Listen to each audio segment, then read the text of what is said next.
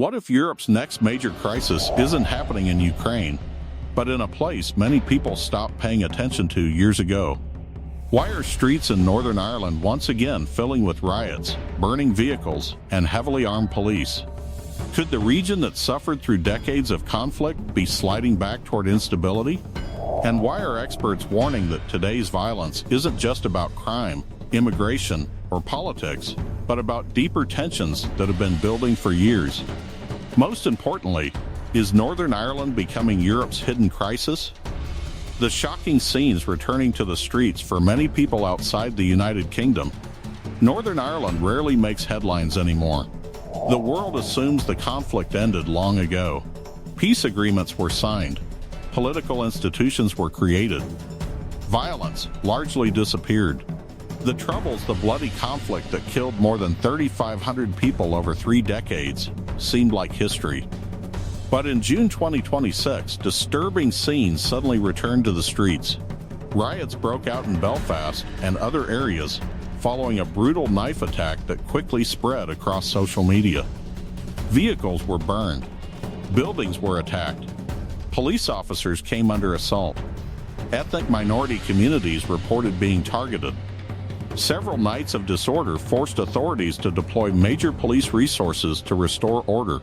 For many residents, the images felt alarmingly familiar, and for political leaders, the question became unavoidable. Was this an isolated outbreak of violence, or a warning sign of something bigger?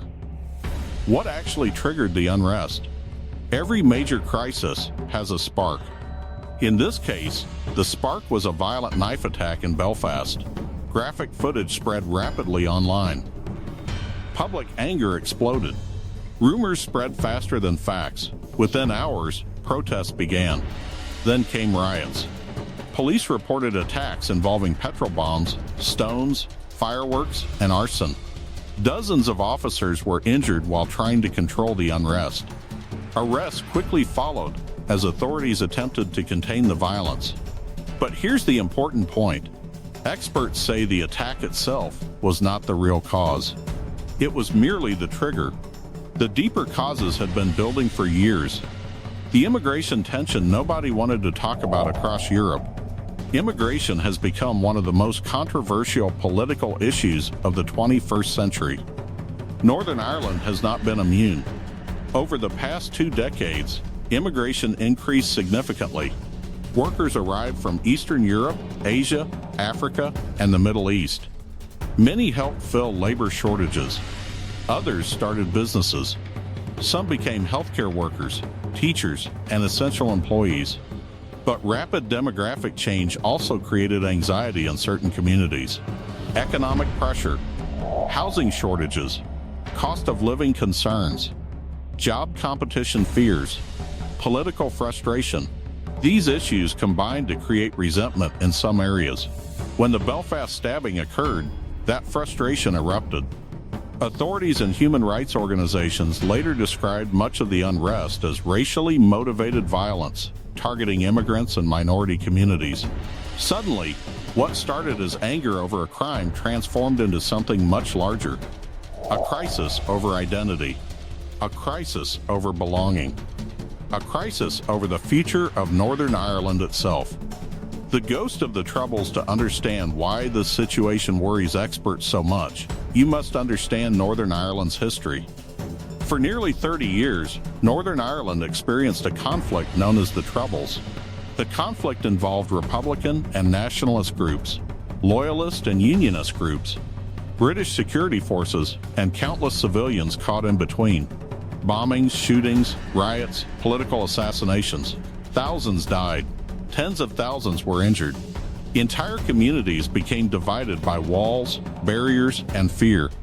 The 1998 Good Friday Agreement dramatically reduced violence and became one of the most successful peace agreements in modern history. But peace doesn't automatically erase division. Many communities remain separated. Political disagreements remain intense. Historical wounds remain sensitive. That's why even relatively small outbreaks of violence create enormous concern. People remember how quickly situations escalated in the past, and nobody wants history repeating itself. Social media's dangerous role. One major difference between today's unrest and the violence of previous decades is technology. During the Troubles, rumors traveled slowly.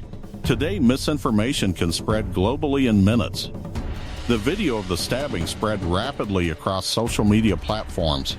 Claims, counterclaims, conspiracy theories, and inflammatory posts followed.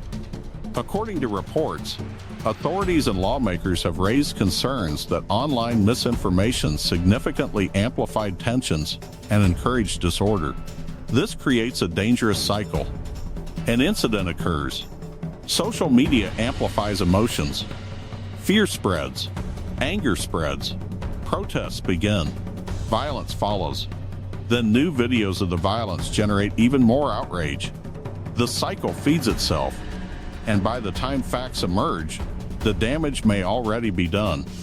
Why investors are getting nervous? Most people see riots as a security problem. Investors see something else. Risk. Northern Ireland had recently been experiencing an unexpected economic boost. Thanks to post-Brexit trading arrangements, the region gained unique access to both British and European markets. Exports increased. Financial services expanded. Wages improved. Businesses started viewing Northern Ireland as a potentially attractive investment destination. But violence changes perceptions. Investors hate uncertainty. Companies avoid instability. International businesses prefer predictable environments. The recent unrest has raised concerns that Northern Ireland could damage its reputation just as economic opportunities were growing. In other words, this crisis isn't only political, it's economic. And the economic consequences could last long after the riots end. The communities caught in the middle. One of the saddest aspects of the unrest is the impact on ordinary families. Reports emerged of immigrant families fearing for their safety. Some sought refuge with police. Others temporarily left affected areas. Homes and vehicles were damaged. Schools faced disruption. Healthcare workers reported concerns about safety. At the same time, many local residents strongly rejected the violence. Thousands participated in anti-racism demonstrations. Community groups called for calm. Political leaders across multiple parties condemned the unrest. Large crowds gathered to send a message that violence did not represent Northern Ireland as a whole. This reveals an important reality. The crisis is not simply a battle between two sides. Most people want stability. Most people want peace. Most people want their communities to succeed. But small groups can still create major consequences. Europe's bigger problem, Northern Ireland, is not alone. Across Europe, similar tensions are emerging. France, Germany, Sweden, the Netherlands, Belgium, Italy, immigration debates have intensified almost everywhere. Political polarization is increasing. Trust in institutions is declining. Economic pressures remain significant. Many governments are struggling to balance security concerns, social integration, and economic needs. Northern Ireland's unrest reflects broader trends affecting much of Europe. That's why analysts are paying close attention. The violence may be local, but the forces driving it are international. Could things get worse? This is the question nobody can answer. The optimistic view is that authorities regain control. Community leaders reduce tensions. Political solutions emerge. The riots fade into history. But there is a darker possibility. Continued polarization, more online radicalization, more community distrust, more political division. If those trends continue, future incidents could trigger even larger outbreaks of violence. Experts often warn that societies rarely become unstable overnight. Instability usually develops gradually. Small crises expose deeper weaknesses. And if those weaknesses remain unresolved, bigger crises eventually follow. That's why many observers see the current unrest as a warning sign rather than an isolated event. The real question isn't whether Northern Ireland can survive these riots. It can. The region has survived far worse. The real question is whether leaders can address the deeper issues underneath: economic inequality, community division, political polarization, misinformation, social distrust. Because unless those issues are tackled, today's crisis may simply be a preview of tomorrow's problems. And that is what worries experts most. Not the violence we've already seen, but the violence that could emerge if underlying tensions continue growing. For years, Northern Ireland seemed like a success story, a place that moved beyond conflict, a place that chose peace over violence, a place that proved old enemies could coexist. But recent events show that peace is never permanent. It must be protected. The riots erupting across Northern Ireland are about far more than one incident. They reveal deeper tensions surrounding identity, immigration, economics, and trust. And unless those tensions are addressed, Europe's hidden crisis may continue getting worse. Because history has taught Northern Ireland one painful lesson: problems ignored today often become crises tomorrow. What do you think? Are these riots simply a temporary outbreak of anger?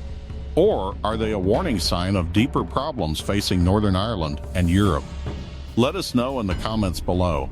And if you enjoyed this investigation, make sure to like, subscribe, and turn on notifications.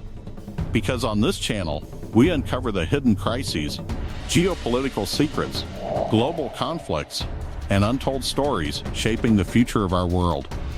Thanks for watching, and we'll see you in the next video.